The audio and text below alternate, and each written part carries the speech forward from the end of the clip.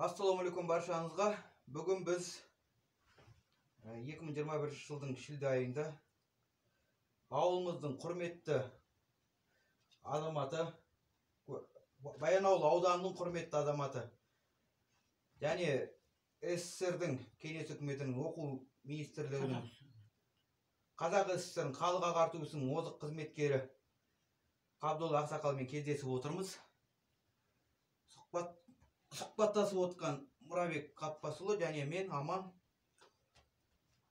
Бүгінгі біздің мақсатымыз өздеріңіздей көне көз жаңағы көпті көрген ақсақалдардан біздің білетініміз аз ғой. Оны мойындау керек, біз баламыз, жаспыз әлі. Сол сіздерден бір-екі сұхбат алып жаңағы өздеріңіз ойларыңызды, көрген білгендеріңізді біліп қалу мақсатында келіп отырмыз. Басқа ешқандай мақсат жоқ бізде, тек қана өзіңіздей үлкен педагогпен кездесіп отқанымызға өзіміз қуаныштымыз, өз басымыз. Біз баламыз ғой, міне қуаныштардың жолдасымыз, немереңізбен жасты балаларымыз. Өзіміз де педагогпыз ғой. Өзіміз де педагогпыз. Бұл кісі де, мен де мектепте жұмыс істейміз бізді. Мен мектепте жұмыс істеймін, бұл кісі университетте жұмыс істейді. Сол. Енді мен сұрақ қойғаннан бұрын бірінші сөзге кімге? Мұрабек бастасын сөзді, Әрине жаңағы Ақсақалдың біраз алдында сөйлескенбіз, енді бұл кісінің жаңағы біраз неден айтып отыр. Жалпы жаңағы өмір жолын, осы ұстаздық жолға қалай келгенін, жаңағыда басқа енді соларды жаңағы қысқаша шолып өттік. Енді өзіңіз сол жаңағы мысалы өміріңіздегі бір жаңағы қызықты, мысалы үлкендердің естіген әңгімелеріңіз, жаңағы өмір жаңағы оқуыңызды, еңбек жолыңызды бастаған туралы жаңағы кішкене бізге кейінгі мына ұрпаққа, жаңа кейінгі жастарға, мына қазіргі уақытта көптеген кейбір мысалы жастарымыз ұстаздық жолда қашып жатады. Соларға бір ақыл кеңестеріңіз болса айтып өтетін. Солар туралы ойларыңызды жиып, мына ауылымыздың, еліміздің азаматтарына, қазіргі кезде көптеп елден кетіп жатқан азаматтар да бар. Соларға бір ойларыңызды, ақылдарыңызды қорытындылап айтып өтсеңіз, аяқ жағында сол жөн болар еді. Ал енді сөз кезегі өзіңізде. Жақсы, енді біз осы ауылдың тумасымыз. 1953 жылы 10-ды бітіріп Баянауылдан, Қарағандының педагогик институтына оқуға түстім. Бірақ институтты 3 жылдан кейін сырттай оқу, семей жағдаймен сырттай оқу бөліміне ауысып кеттім. Ол институт 60 жылы бітірдім.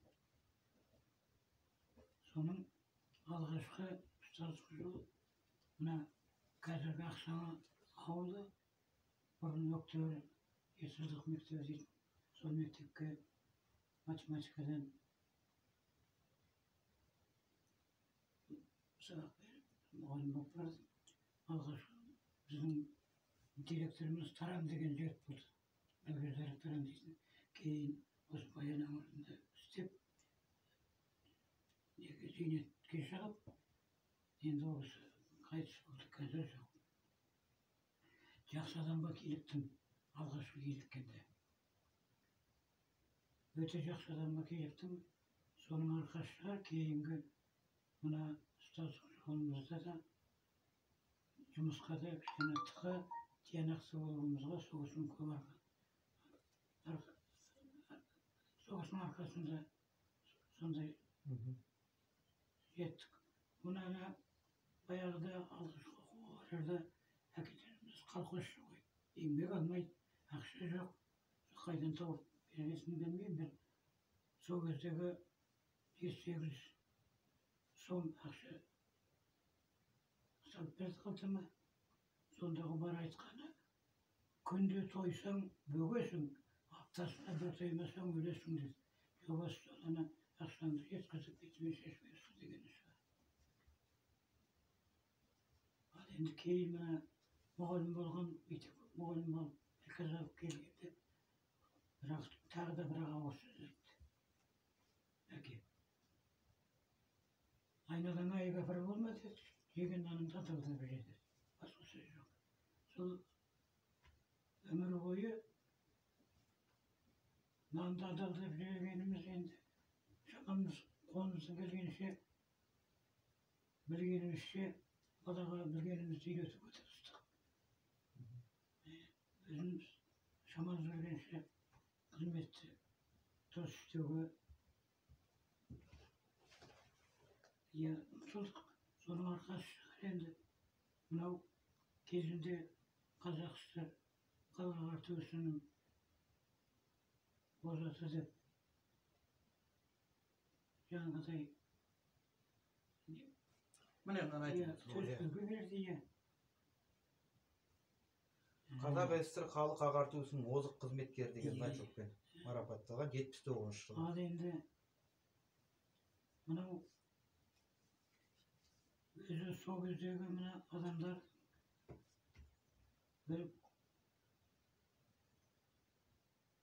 мына жұмысқа деген мына жалпы айналасына деген ерекше болды адамдардың бәрі. Мектептің сол директорлері де өте дұрыс адамдар болды. Бір осы мектепте бәле көпжүліс деген сол ғалымжан сағасылы Қышақбаев дейтін азамат болды. Ертең үлкен адамдардан Қабиболла Сенбайұлы Сенбаев деген үлкен өзіміздің үлкен жаңа мектептің директоры болды.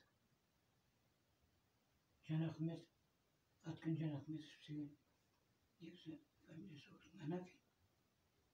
Атқан Жанахметов деген ертеңге шейін соғыстардың кейін шықтық. Біз өзіміз пенсияға. Орта жақсы болды, ел жақсы болды.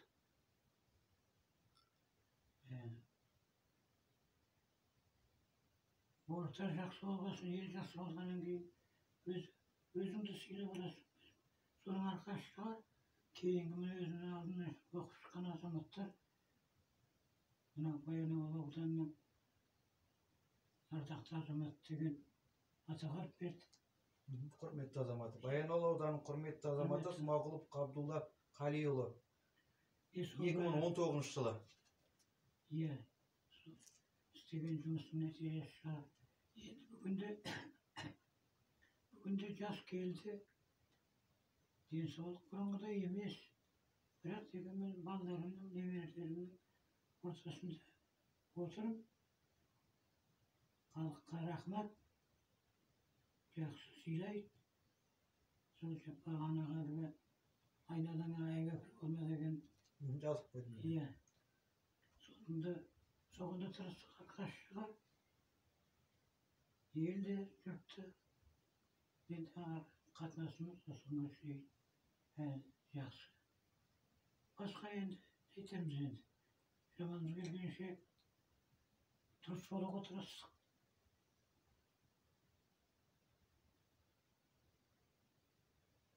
Ал енді мына мені естелік жазып, не болмаса бір керек нәрселерді жазып қоюды әуелде әдет қылмадық. Оның жеткен қате екен.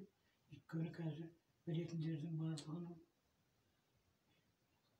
ептеп ұмытып кісілердің аттары бәк есте қалмай, оқиғалардың жылдары, уақыттары есте қалмай жатыр. Сондай кемшіліктер болып жатыр бізде. Ал алдымыздан оқып шыққан балалардың көбі елге белгілі докторлар болып жатыр. Ел билеген әкімдер жақсы халыққа аты белгілі азаматтар көпшілікті бола ауылдан оқушылардың мектебінен. Өнер адамдар да шығып жатыр. Мықты дәрігерлер де шығып жатыр. Осы. Оның өзі мақтаныш. Оның бәрін тарқатып атпағанменен өздеріңді білесіздер ғой мұнымен. Оқыған азаматтар, елбес ел азаматтардың бірісін. Шәкірт ұстаздан осы мақтанасыздар ғой. Әрине мақтаныш.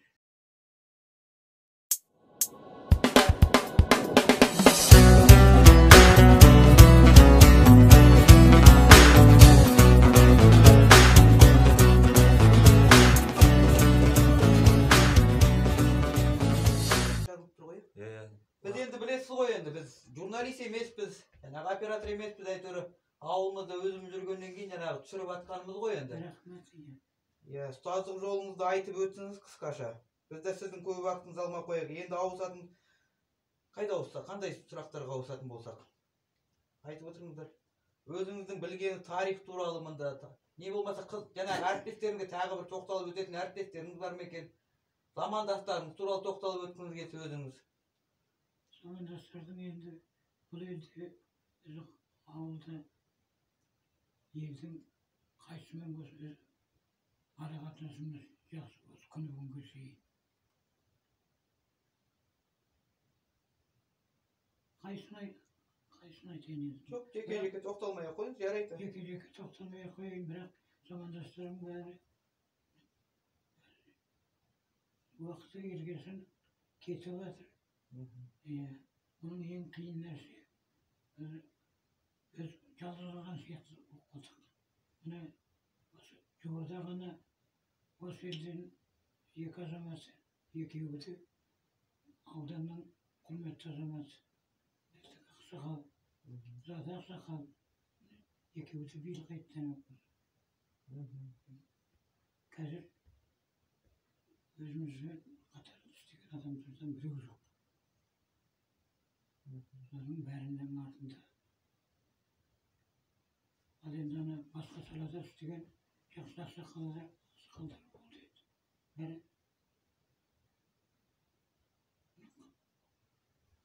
sonra kaçtı olsun aytoğa turardık. Barlygy elimde ötken azamatlar diýsiz. Altımızdan bir tegül şekliner. Karapayımız, kırağından, azamат, kırağından çalp. Bunu kazakıyla eliyle koyuyor, üzülmeye bakın. Kımda istemizdi, verip verede. Eşkimdi bölüp jarap bolmaýdy. İyi bölüp jarap bolmaýdy. Bu elden jakşy. Muna Kadir kelimleri modalar degen menen modalardyň özü buna kalktım. Bir altın kılıcı silahı saytın adamları bizden bu silden modalar çıktı. Mekkeliye de şahabatı diye batırdır da şahabat çıktı mesela.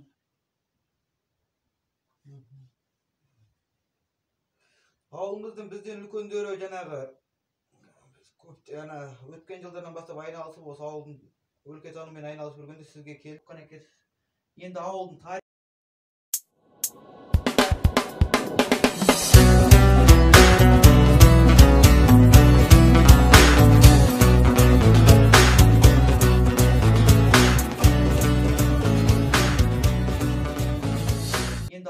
taryhyna toktalyp ötsek, özüňiz başlaý beriň. Biz sizge bulay erkin türde suhbatlasak tek belki kerek yok kıyıp taştaýmyz onu bolady ol. Eger özüňiz aýta beriňiz, öz bilgeniňizde Çejek baýdan başlaýsyz ba kay jakdan bileýdi ekesiz janagy özüňizden. Bu jerde karasam Kali. Akimiz goý, kal bu jerde Kuwançdan estim Çejek baýda ýatyr ýa soldamyz. Sol türlekden başlaýar. İyi. Özüňiz aýtyp ötüňiz. Endi buna Sardar degen taw söz buna. Aktaralım şularına da bizim analarımız gelgen eken. Üç yetim balam mene. Bu kayırlılara gelgen tapız baytanmay menen tarih emes. Bir minut geçiyor. Bir foto. O söz yavaşa öyle kalmaktan boşatkan koyayım.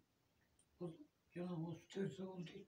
O bayana oldu. O bergi ömürün kendegen atalardan barlığın buna Mırza Seti'den batır bastı balık. Aktarım şurunda sanki. Şurunda sormuşsun. Atamız akşam degen kişi. Bana yavdu ve göp her yere röptüğünde göp kalkında köşkün altında yavdu tosuk kalkan koyuyordu. Sodan çok öyleken, tereken kalay kayısı olgan, ne olmuş olsa olgan, üç gün bilmeydi. Şirketin bana menen anamıza gelipti. Sonra biz yana akşam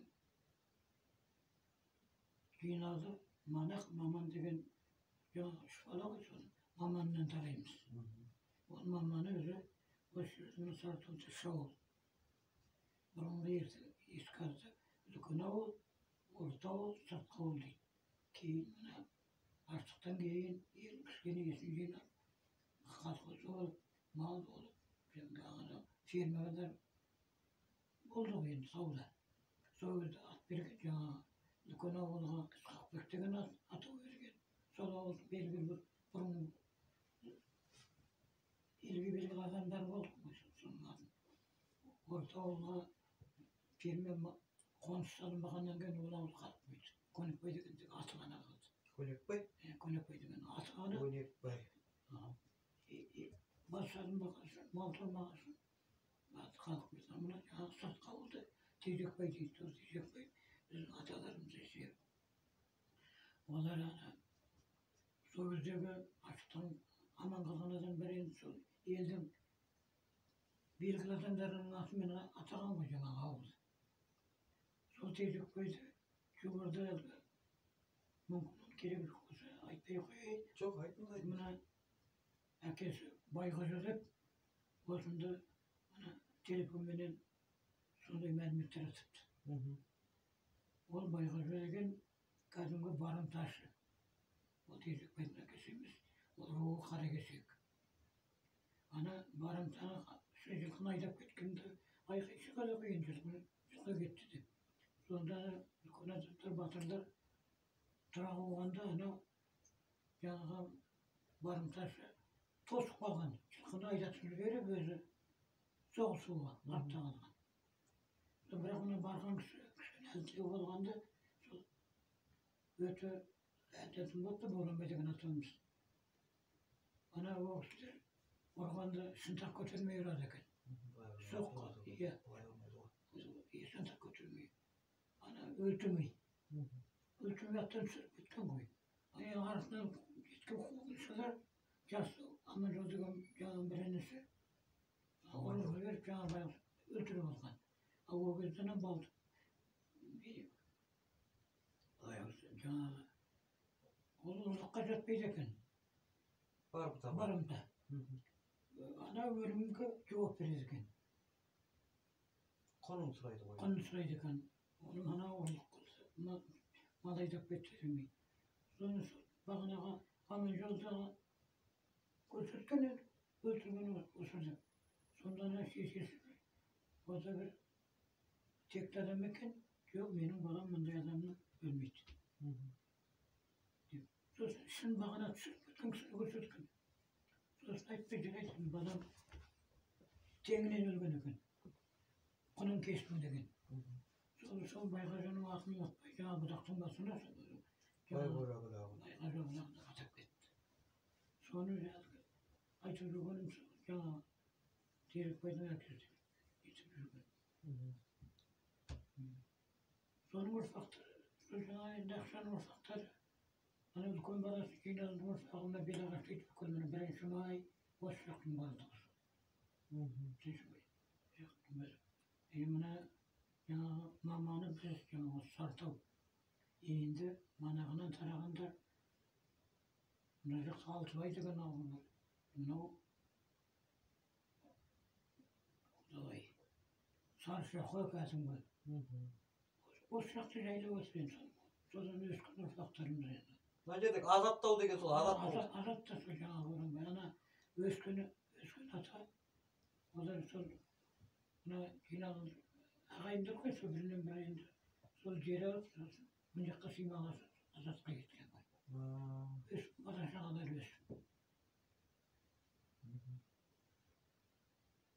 Енді биылғы жаңа экспедицияда біздің биыл Қошке Кемеңгеровтың 125 жылдығы деп атаған. Мен сол кісілердің аталары сол жаңағы... Міне айтайын Қошке жаңағы Ақша атаңның 3 баласы деді ғой, маман. Сол маманнан 6 бала туады. Атам, татам, жүрек. Аманжол. Арал дегеннен тұқым жоқ. Ama осы бесеуінен тұқым бар. Соның атанынан жаңағы Қошке Кемеңгеров. taraydı. Tatandan biz tarayımız. Ağayın suda aşamlasınız. Yakın. Ağayın Aa. yok. Alt atağa gidip bizden gelmedir olmasa biz kaldığımızdan alır alt atağa gidip. Осы ауылда ерсін Atan Ерсін Төлетаевич, иә? жақын туыстары қош кеткен көрдім. Kemingir tuvat. Kemingirden Düsebay.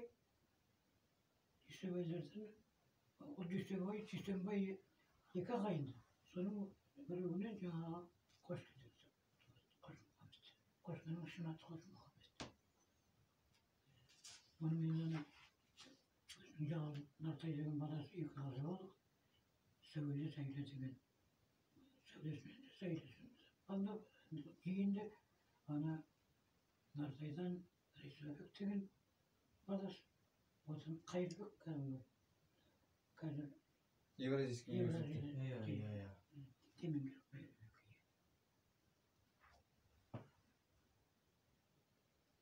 Атап айтсақ Тілмәш Нұрмағамбетұлы Зиниш 97-ге, қызы Ұлиқа 95-ге келіп қайтты. Смағұл ұлы Қали 98-ге келіп қайтты деп Нығаның жазғандары. Мен айта кетейін егер артық болмаса.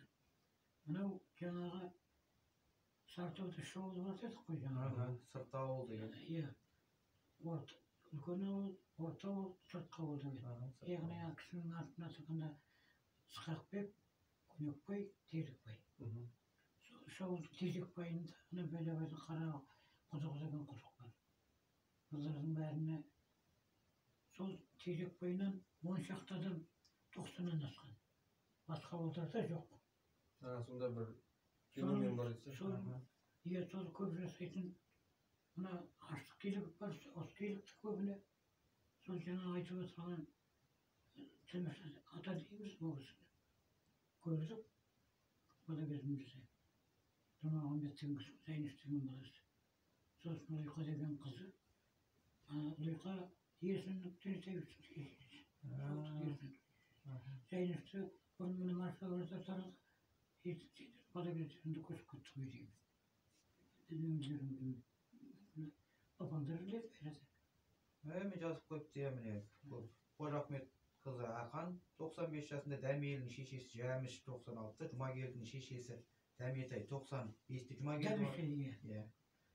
Жұмагелдің Соқырбектің апасы Тұрар 97 жасында қайтыс болды. Шешесі солай қайтты. Соқырбек шешесі жаңа 10 шақты менің үлкен апам. Әкем 97-сінде қайтты, үлкен апайым 98-сінде қайтты. Сол жаңағы 10 шақты адам жаңағы жерде.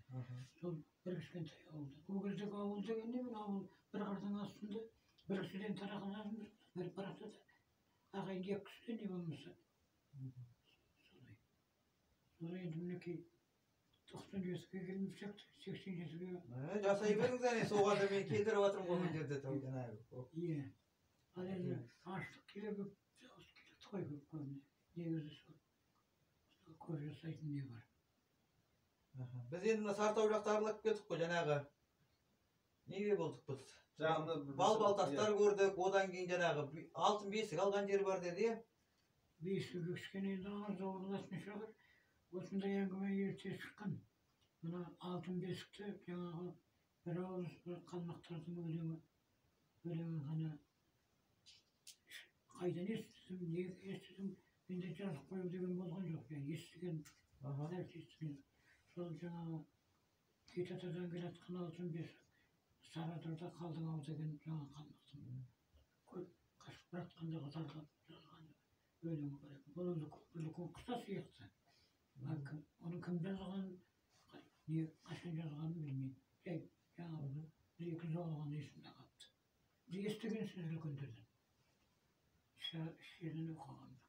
Алтын бесік Сарадыр ма? Тихонавлеттің туған жері. Бұлақ бар ғой, бұлақ, Сарадыр бұлағы. Сол тұс қой. Тихонавлеттің жағында тұр ғой, Тихонавлет. Баянға кіріп жатқанда Сарадыр бұлағын айтып отырсыз ба? Тихонавлет сол жерде туған. Мына біздің мына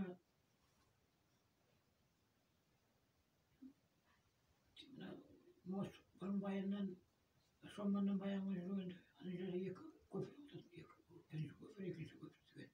Оны бітіп бетін шығасында қазір ешкімде жүріп жатқан жоқ. Sonra Tüyükler деген жерде тағы да қалмақтардың көп бейісі бар. Ол қалмақтарды кіміз сақтардық. Көріп сақтардық. жаңағы бал Бал тастар, иә, дұрыс Иә. айтасың.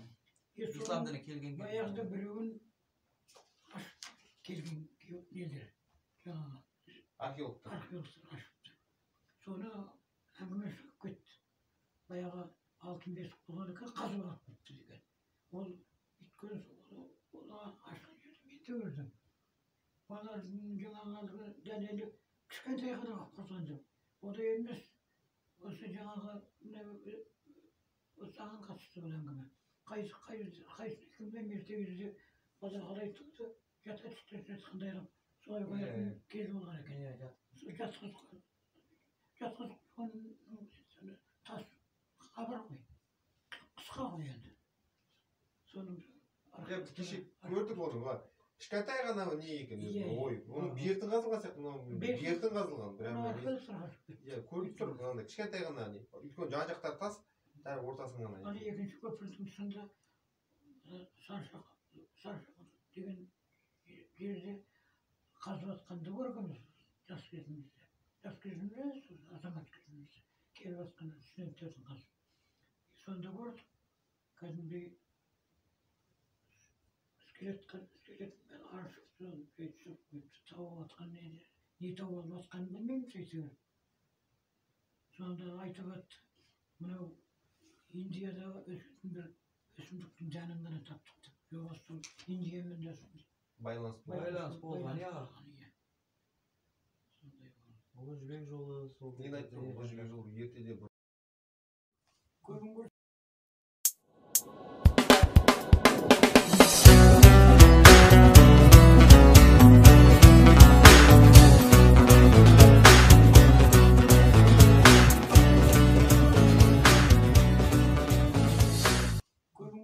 Ертіспенен жаңағы Смағұлов екеуі бірнеше рет келді болды. Соларға бал тастарды көрсеттік. Сосын мына төменгі жақта мына Тосжан деген жерде таудың басында әлгі орыстардың жазған орысша жазу болды. Жылы болды. 1744 деген жылды мен өзім көріп осы тасты таба алмай қалдым мен. Ал бірақ ана Қуанышбек деген қойшы азамат. Сол мен көрмеген, бірақ сол мен көрген досша тастың биігіндегі тағы сондай нені көрсетті. Тосжан деген жердің аты. Сол жерде мен 1744 деген жазуды көріп таңғалып жүргем. Соны енді кейін көрсетсем деп таба алмай қалдым. Кириллицамен жазылған ба? Кәдімгі кириллицамен 1700 орыс жазуымен? Орыс жазуымен жазылған. 1744 ойласаң. 1700 Абылай заманы. Нені қиып жазылған. Қашап жазылған. Ол тас көрсетілмей қалды. 1731-де ғана қосылып отыр қадағаны. Қуанышбек деген қойшы ана екінші жерден көрсетті. Ол да қойшы көріп жүреді екен. Мен көргені басқа, ананың көргені басқа. Сол мен кітап шығарды. Мен өзіме оқығам жоқ, көргем жоқ. Мені білетін біреулер сол Мертістің кітабынан сізді көрдік деп сөйлесіз. Мертіс, фамилиясымен айтсаңыз? Фамилиясы Мертіс. Мертіс? Жоқ, Ц. Мертіс. Виктор Карлович. Ол Павлодарда университет мұғалім да. Иә, сонда археолог центр дейсіз. Сол Тимурмен бірге көрген. Тимур телевизорды жиі көрем. Ана Марғұлан центр деген орталықтар бар өзі, Марғұлан центр деген. Марғұлан центр сен біліп отырсың ғой, мына екісінің Тимурден жақсы кітабын іздеу керек біз жаңағы фотоға, иә жаңағы. Ана жолы мен көрсеттім ғой. Енді 1741 десең, тарих білсек 1731 жылы ғана қазақ қосылады ғой жаңағы орысқа. Менің көргенім 1744. 44, иә. Мен бірақ сағылмадым. Ал аналар оны тағы да сол 1700 деген сөзді айтып келіп, мен енді оны ұмытып қалдым енді. Өзгергенім емес. Оны көрсетіп келіп Қуанышбек жаңағы мен түскен. Қалмақты сырған жер кез уже. Сырып тастайды қалмақты. Жоқ, өзі болып жүр. 1720. Ал енді осы мына сенде мені bizim жаңағы шешелерimiz, atalarımız kayıtlara gelgen tanladı batırım. Şimdi 23 koyuyordu ona. Aha. Sonunda o sırağa gelgende hele bala. Akileri soğukta kalgan, teri kalgan. Soğan kalganda elinde oldu. 20-30 yıl gün yok bu da kırtağı. 10-15 sürdürdüm ben. Mümkün 5-6 yıl yok. Kelime sırdan gelip duruyor. Sırdan gelip duruyor ya. Olar gelgense yerde kalmaktan boşatıp duruyor. Bugün boyun. Olca bay gep. İyi olacak öyle. Olca bay gep. Anraka şaykası 27 metre sodan keyin gelген. Mana böyle kulağında kalmak oturады eкен. Kalmaktır koşup atқанда, әр kalmak қозғалмай отыр дейді көшпей. Сұрайды ғой, сен неге қайда көшпейсің өзі? Оның сиыр екен малы. Sıyır. Мен бір сиырды айдап қайда барамын? Үш бой жатқан қызы бар екен, қазаққа да қатын келе шыға деп отыра беріп, соның жаңағы үш қызын үш батыр алған. Біреуін жаңағы сәтидің өзі алған ба? Айтып жалғыз. Әр батырдар бөліп алған. Содан сиырымыз қалмақ отырып қалған. Сол қалмақтың қазір осының үшін ұрпақтарды болу керек. Жаңаларымызда қалмақ емес. Қазақ болып кетті. Сиырмен қайда барам деп пе? Сиырын Сиырмен қайда қашам деп. Жоқ, сол жақсы қайда қашып жатыр ғой. Ya biraz oturuşu kalk olur bize kalmaktır. Үш қызын үш батыр алыпты. Daha qanday мәлімет берсін жаңа Uşqasqa. Uşqasqa da сол күн сөйлі ғой бұл. Оны мәлімет деп айтуға келмейді, енді естігеніміз ғой. Үшеуі де белгілі азаматтар болған, сол күн қайтыс болған. Қоныстайтын қоныс емес, қыстау емес. Жаздың өңі жайлау ғой. Жайлау сияқты Uşqasqa. Сол жерге үшеуін сол жерге көмгенбесіңіз ол? Жоқ, соған біз жете алмадық енді біз сол Мен бара алмадық. білмедім осы. Жаздай біздің елдің фермесі ғой екен. Жаздың қойшылар отыратын Uşqasqa. Жаңағы Сартаудан төмен қарай. Осы ауыл қойшылар жаздың соң Uşqasқада отырады. Жаңа бір неде сіз айттыңыз ғой, Сартауда 3 ауыл болған деп. Бірақ енді қазіргі кезде 4 Сартау деп айтады. Сол 4 ферма болып тұр ғой. Қайнар кейінгі пайда болған аталмасы өзі 4 Сартау деген. 4 фермасын айтып тұр ғой. Қайнар, Ұстақбек, Тезекбай, Бәби. Бәби 4 сартау. Иә. Кейін қойылған аталмасы өзі ол. Кейін қойылған ғой енді. Оның әңгімесі үлкен әңгіме болды. Мынау ақшаның жаңа айттық қой, жаңағы Манақтың үлкені Қарағай. Манақтан да алтау туады. Қарағай, Боранбай, Бердібай, Қотыраш, Байғасқа қиялды. Алты бала. Соның Қарағайының ауылы. Мына баяғында қазір біле қоймайсыңдар, біздің ауылда Теміржан деген мұғалім болды. Осы елде. Соның ағасы Теміржан Қайыржан деген редакция істеді баяғында. Көрдік. Теміржан деген кісі, менің әкесі, әкесі емес, әкесі Қожағыздың әкесі Қонысбай деген кісі. Қонысбай деген мына Нияз Жансарменен дос болыпты. Жансар деген атақты адамдары малы бар, шаруасы бар деген сияқты. Жаңағы Қонысбай екеуі дос болған, Қонысбайдың кішкене қоңтырғайлап тұрмысы.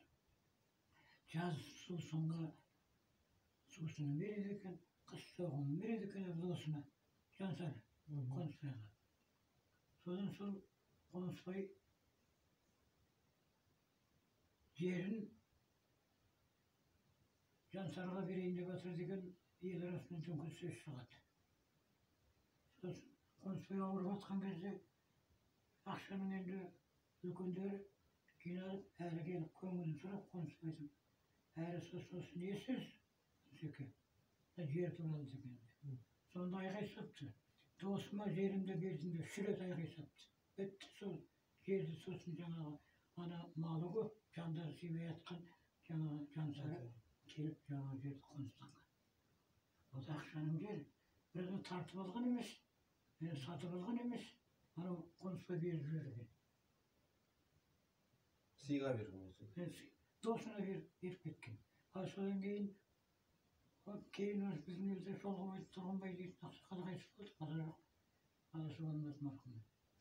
Sol jağda bir jağında özüne ertemene ölgünde aslında üstüm yoktu. Beyitin verin tirdi özlerine türüp beyitin kalıp tek kazıp koya salasın kal. Hiç kettiğini hatırlamay markım. Tört sözü günü sol.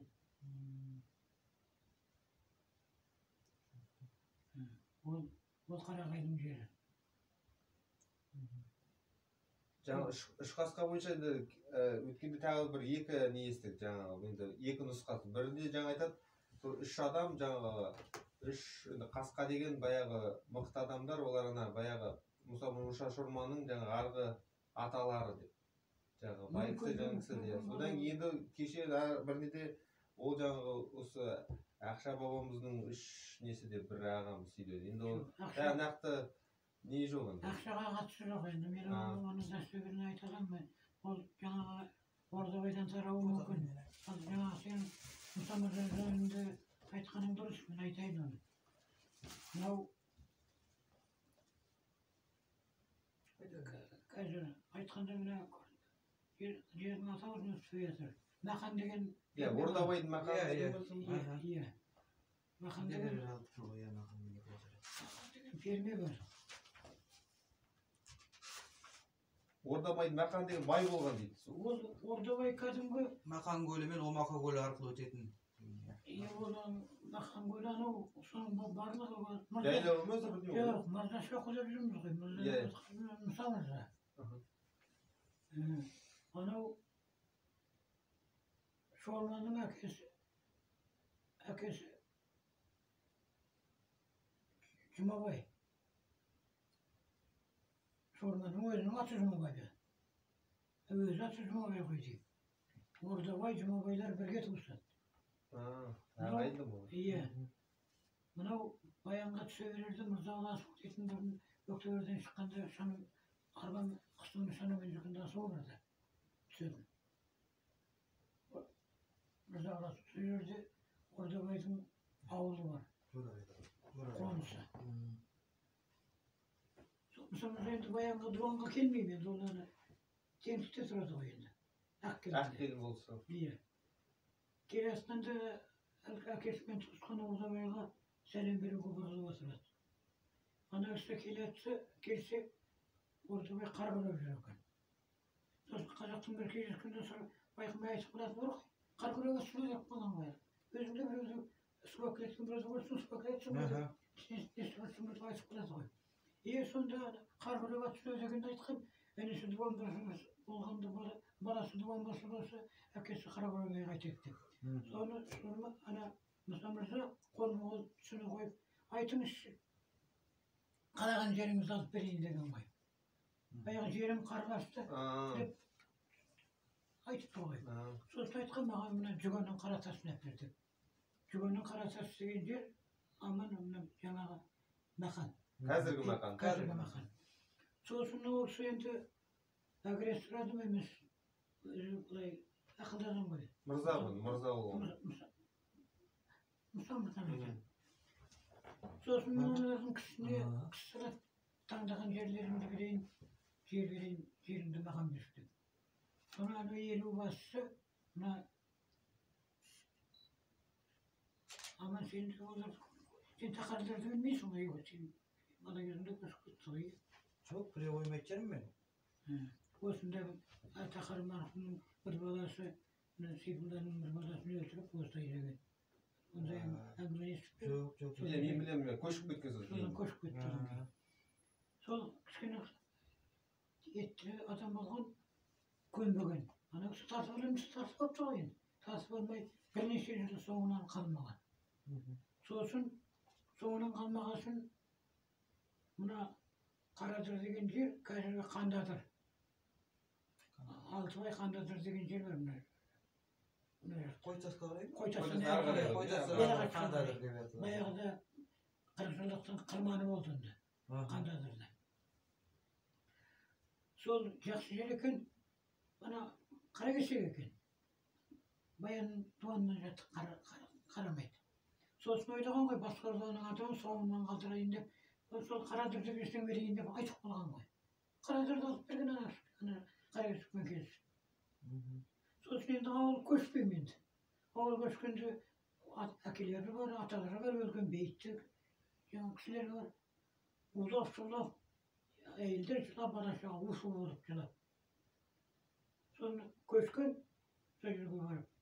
Сол барған жылына малды жаңа жерсінбай жұт болып, малы қалдып, сондалғы шешелеріңіз айтқан ғой, оны өз қарадыр емес, қандадыр болды ғой деп. Содан қандадыр атылып кеткен. Мынау жүгеннің қаратасы деген сол жүген жаңағы анақтың біреуінен тарайды. Махан жаңағы Ордабайдың баласы. Ордабай, Жұмабай бірге туысады. Сосын мен анығын есіме түспей отыр. Жұмабай Шорманның өзінің аты Жұмабай ғой дейді. Оны қарай Шолу керек. Соны мен өзі көрдім бақшаның жері. Ол енді жаңағы мысамырда.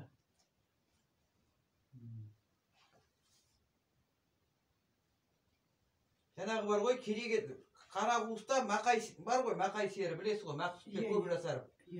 Өмірбектен кісінің ұлы ғой, деме? Сол кісі айтады, Қарақуыста Кереге тас бастауыш мектебі болған дейді бұрын. Болды. Мұны Солтан мұғалім, иә. Қайтыспаған Қадыркештің әкесі. Қадыркеш Ағатайдың әкесі ғой. Қадыркеш Ағатайдың әкесі. Қадыркештің әкесі. Сүлеймен Баязитті оқытыпты. Оқытты. Ол жаңағы бағана айтқанда мені айтайын деп отырған артынан айтылмай қалдым. Мына біздің жоғары біліміміз болды, мүмкіндігіміз болды, кітап, кино деген бәрін. Ал сол Тарған мен Рахаң деген Рахметолла. Рахметолла екеуі Үрпек мен атам. Соғыстар, сенің атаң дұрыс айтасың. Соғыстардан оқыған біз оқыдық қой. Сіз де сонда оқыдыңыз ба? Біз қатарды. Мен өзім оқымағанменен мен қатарлар оқыдық. Ал біз ондай бала оқытқан балаларымыз жаңа кісілерге жетпейдік. Өз басымыз. Мен кейін балалар шығып жатыр ғой. Бағана айтып жатырмын ғой, докторлар да бар, бәрі шықты. Әнші де бар. Әнші ғой, сол енді өнер ғой шығады. Мына Қайролданың бір баласы доктор медицинский наук. Былтырғы қайтыс болған Өкімбайдың баласы Ернар. Ол докторлығын қорғады, доктор PhD қазір. Доктор философия деген. Анау мен бір жыл жасауда мұғалім болғанда Қорабай менен бір жыл оқыды. Осы күнге шейін қатынасымыз түзгеніміз. Айтса, бір жыл оқыған, одан 60 жылы бір жыл оқыды. Оған оның өзімен 60 жылын асып кетті.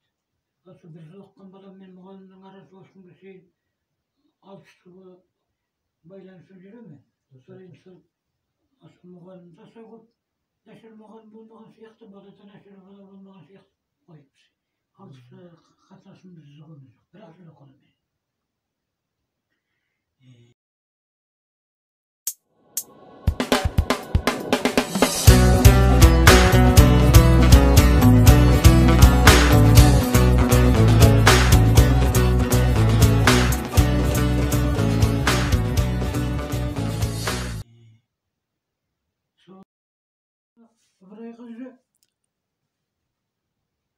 Өзі ме, әлде аталары ме? Неге алған ғой? Қалыңмал қалған. Кәдімгі қалыңмал қалған. Сосын, бана айнекіміз қуанда кейін әңгіме сөз шығып, жерлерінде тау болмасында, осының атынан Айнабек қойған, ана жерде Айнабек бар. Рахаңның әкесі Үрпек қойған. Ана жердің аты, Рахтың аты Үрпек. Соны қойып қойған. Ертең тас болмас үшін. Өткенде бір кімнің... Міне жаңа сұрап отырсыңдар әнімді. Кәміс ойға сұппай. Мына Жорабекті өте өнімді еді.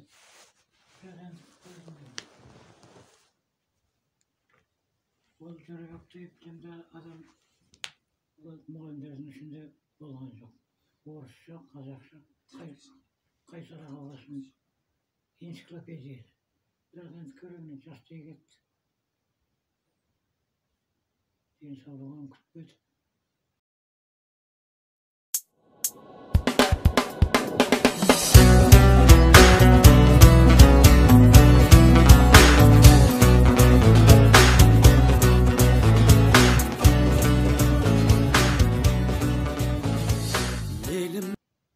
Неге мектептің қазақшаға аудасқан бір 90-шы жылдарда сіз мектепте большевик мектебі жаңағы неде сонда 41 жыл істеп пенсияға шығып тұрсыз. Бір мектепте 38 жыл істеп. Жаңағы 3 мектепте тағы 2 мектеп. Ана шуды қосқанда 40 жыл. 3 жыл істедім. Еңбек кітапшаңыз ғой трудовой, иә сонда. Алғашқы бір жыл жаңағы Октябрь мектебін істедім. 61-де Жосалы мектебін істедім. 65-66-та жайбеде болды. Жаңағыда аман сұрағым еді, мына тәуелсіздік алғаннан кейін қандай мына мектепте жалпы өзгеріс болды, қандай енді сол мен бұрынғы мен қазіргі деген сияқты. Алғашқы бетімізбенен дәл сол моментінде айтағандарлықтай бір ештеңе болған жоқ. Бұрынғы бетімізге тек қана орыс класстарын жабылды ғой. Орыстар кетіп таусылды. Өте таусылды ба?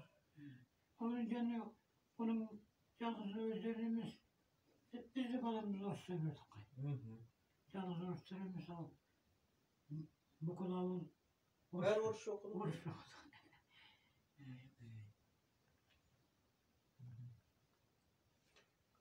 Тағы не ұмыттық екен біз? Қайда білем бірдеңе сұрағанда еске түспесе. Ата, маған жазылмай-ақ қойсын. Сіз кетсесін өткенде кім айтып отыр әңгімесін ана Ораз аға деген жан аты бар ғой. Біздің Гошамен оқып та Ерболмен. Иә. Сол сізде математикада Ерболға сен үш қойып тұр деді. Мамасын айтып барғанмын маған ата үш қой деп. Сол сен қойдың алдына шыққан кезде қысып соғыпсың ғой. Бері кел. Сен неге маманы айтып барғансың? Сен білмейсің ғой. Мен бар білетін үш қой сен деп. Қолында қысып. Бұл жөнінде мен әлгі сұрады жатқанға дәл келді. Мынау біз оқуға түскенде ешқандай әлгі пара беру, ақша сұрау жоқ болды. Біз жаңағы ауылдан бардық қой, 8 емтихан тапсырып, 34 балмен түстім. 2 сабақтан 5-ке тапсырып, 6 сабақтан 4-ке тапсырып. Ешқандай балдардан ақша демедім. Кейін шықты ғой ақша демедім. Менің өзім 2 туған жиенім осы үйде жатып, менен өзі оқып, математикадан да, физикадан да шойған. Өзі шықпайды. Содан балдың шыққан кезі, аттестаттың балын, ана балды бәрін қосқанда, балы жетпей жаңа өтелмей қалды конкурсты. Енді туған қарындасының баласы, басқа бір болса, мені көрмей кетер еді. Сосын ойладым, менің мұның дұрыс емес, енді істеймін, бұларға қандай жақсы жасаймын. Мен класста 24-25 бала болады. Соның ана басқа сабақтардан жақсы көрген балдар. Ол 24-25 баланың барлығы да математикаға жақсы olmaydı. Onun için de 4'ü geçiyor, kopyası 6-7 bala ғана математикаға. Ыңғайы болады. Басқа сабақтан жақсы көретін балдар бар. Енді Сүлеймендер оқыды, Сүлеймендер математика. Маңызды барған жоқ. Жазушы болып кетті ғой енді. Сосын жаңағы бала басқа сабақтың барлығынан 4 бағаны тіреліп тұрса, дәл емтиханда не 4 не 5 қойып жібереміз, сосын емтиханның бағасын бағаны аттестатқа түсіріп, әбден балдарға бөгет жасамайтын болды. Әлгі өзі алдында жерім өтілмей қалып, ақыры қарағанды қыстырмай келер жылы Павлодарға түсіп шықты. Әлгі адал боламыз деп. Ал бірақ енді ол арамдық емес енді. Әлгі балаларға басқа сабақтан 4-5 қараймын енді. Менен ғана іс болатын болса, ешқандай жібердім. Өйткені оқуына бөгет болмасын деп. Ол енді оған бәрімізді соған мәжбүр қылып тұрған жаңағы осы пәле ақша алу ғой енді.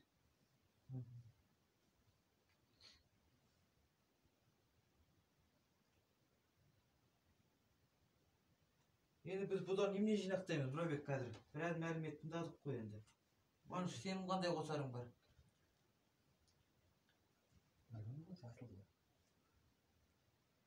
Korkundayık ba? Korkundayım.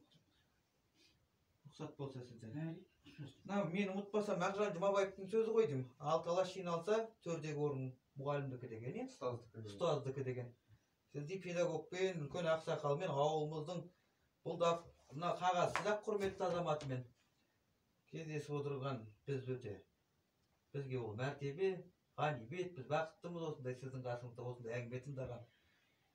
Енді әлі де жаңағы мен де келтіріп отырмын ғой, үлкен жасқа жасайды. Мен осыны ұмытпай тауып алып отырмын да мына кітаптан жаңағы. Бір кездесіп қалды әйтеуір бір нәрседен. Ұзақ жасаңыз аталарыңыздай. 97-ден асыңыз, 100-ге келіңіз. Бала шағаңыздың немерелерін міне қызығын көре беріңіз. Мынау пәлендеттің өзіміз қайтара асы батпай айналып өтсе екен деп дейміз. Ауру айтып міндет, коронавирус айтып. Бұны үшін аса көп мән беріп отырған жоқ. Ойын батыр. Бірақ дегенмен бұл жақсы нәрсе емес. Жақсы нәрсе емес. Оның арты не болатыны белгісіз әлі. Енді бата бересіз бе, тілек бересіз бе кейінгі мына жас ұрпаққа, өзіңіздің артыңыздан еріп келе жатқан немере шөберелеріме жас балаларымыз ғой қазір. Батада тілекте екеуі біріне ғой. Біздің енді бар тілейтіміз бар енді қазір қалған ғұмырымызда. Осы ел аман болса екен, жұрт аман болса екен дейміз.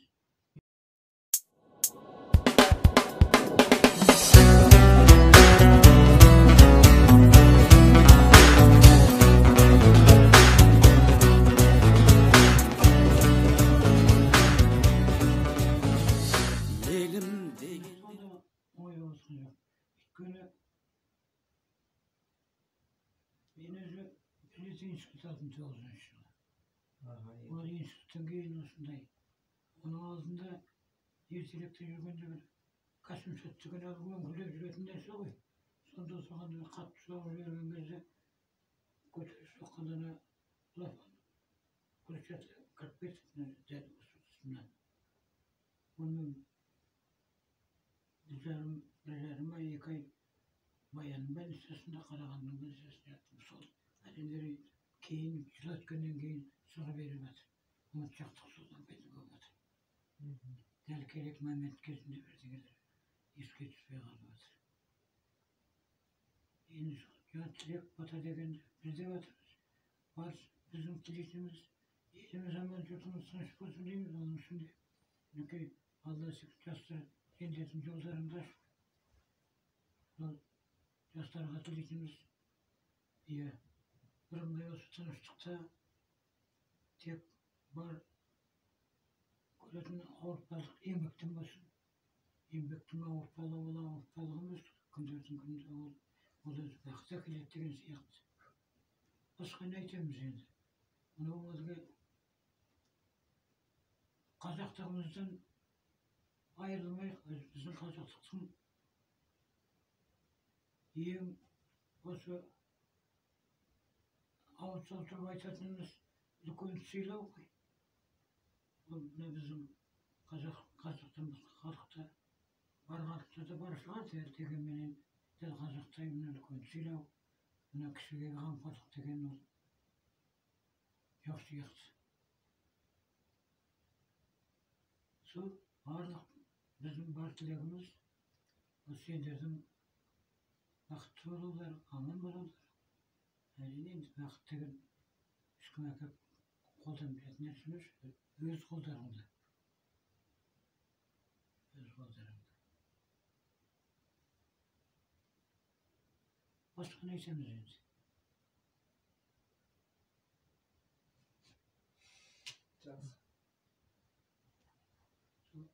Сендердің тұтып артайсымыз жастардың амандығы, тыныштық.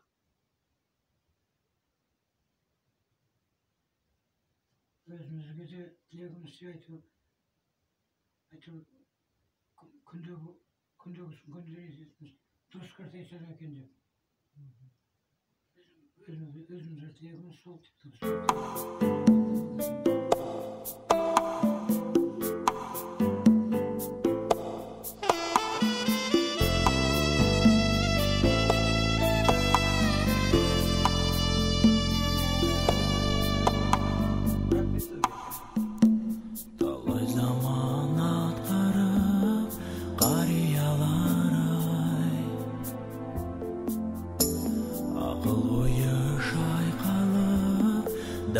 Қарияlar ай, мейірімнің шегі жоқ, күлімдейді көзі, жаман айтар сөзі жоқ.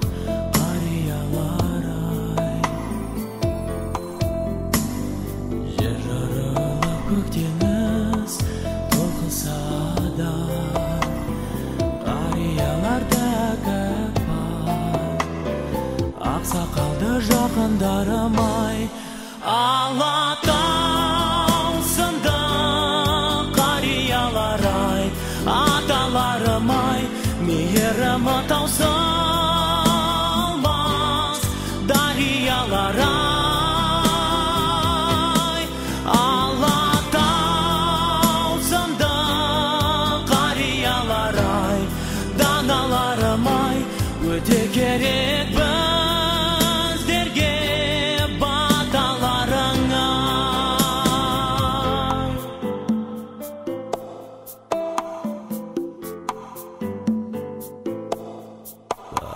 Астан соққан қорғандай аталарым-ай,